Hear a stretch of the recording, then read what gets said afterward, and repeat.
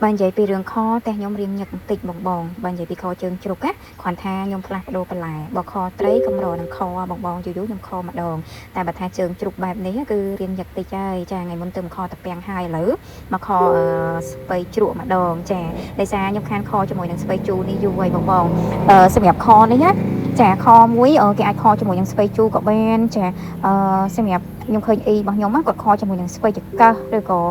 ស្ពៃអីផ្សេងចឹងទៅតែខ្ញុំអត់ចេះញ៉ាំទេបងខ្ញុំចេះញ៉ាំតែជាមួយនឹងខស្ពៃជូរនេះទេតែញ៉ាំទៅវាអត់សូវទលាន់ហើយវាលក្ខណៈថាជូរបងជូរអែមឆ្ងាញ់ណាបើថាឲ្យខ្ញុំទៅខ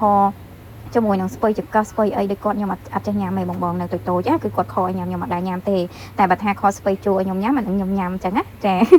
ហើយសម្រាប់ខស្ពៃជូរថ្ងៃនេះចាខ្ញុំទិញបានជាមួយនឹងជើងជ្រូកមួយចាហៀងបងចារៀងតិចដែរទេអត់ធ្វើច្រើនប្រហែលទេហើយ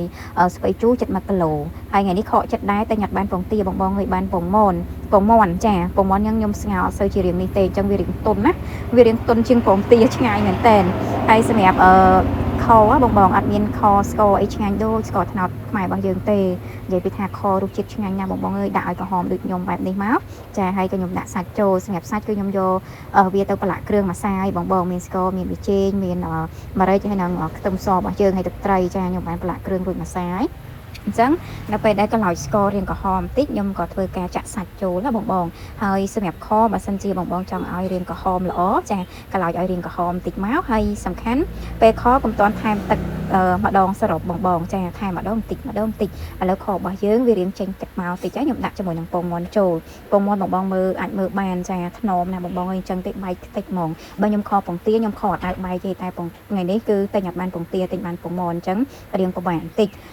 ហើយសម្រាប់ខពងមាន់ពងទាហ្នឹងគឺខ្ញុំដាក់ជាមួយសាច់ហ្នឹងតែម្ដងដើម្បីឲ្យពងរបស់យើងវារៀងរឹងចាពងវាមានពណ៌ហើយវារៀងរឹងណាអញ្ចឹងវាអត់បែកទេតែថ្ងៃនេះដោយសារខ្ញុំបានពងមាន់អញ្ចឹងហើយរៀងបែកតិចឲ្យបងមកខពងទាដូចធម្មតាគឺអត់បែកទេអញ្ចឹងខ្ញុំដាក់ពងមាន់ចូលហើយវារៀងក្រហមតិចហើយបាទខ្ញុំដាក់ស្ពៃជូរចូលស្ពៃជូរនេះខ្ញុំទិញយកស្ពៃដែលជូរល្អបងហើយខ្ញុំអត់សូវយកជាស្លឹកទេយកអាគល់របស់វាយកមកខបែបនេះឆ្ងាញ់ណាស់បងអើយស្លឹកអត់សូវជាចេះញ៉ាំទេបើថាប្រភេទគល់ចេះហើយយើងយកមកល្ងាស់ជាមួយសាច់ឲ្យវាផុយជាមួយគ្នាបងញ៉ាំទៅគឺថាឆ្ងាញ់ណាស់ហើយយើងដាក់ជាមួយនឹងម្រេចឲ្យរៀងហឹរតិចមកអូយឆ្ងាញ់ខ្លាំងមែនតើបងអើយអញ្ចឹងខ្ញុំដាក់ស្ពៃជូរចូលហើយខ្ញុំដាក់ទឹកថែមម្ដងតិចខ្ញុំអត់ដាក់សរុបយកឯងបងអញ្ចឹងយើងល្ងាស់វាចោលមួយសន្ទុះទៅដើម្បីឲ្យជើងជ្រូកក៏ដូចជាស្ពៃរបស់យើងរៀងផុយបងនេះខ្ញុំថែមទឹកតិចហើយពុះភ្លក់យករសជាតិមកយើងស្ទើអីយើងអាចថែមនឹងទៀតបានចាទឹកថ្ងៃនេះគឺខ្ញុំខបែបក្រហមល្អបងតែនេះអត់ទាន់រីងទឹកទេណាខ្ញុំដាក់ទឹករៀងច្រើនហើយវាអត់ទាន់រីងទេបងខ្ញុំដាក់ល្ងាស់មួយសន្ទុះទៀតចាហើយមើលពងមាន់ណាបងអើយថ្ងៃនេះគឺថាខ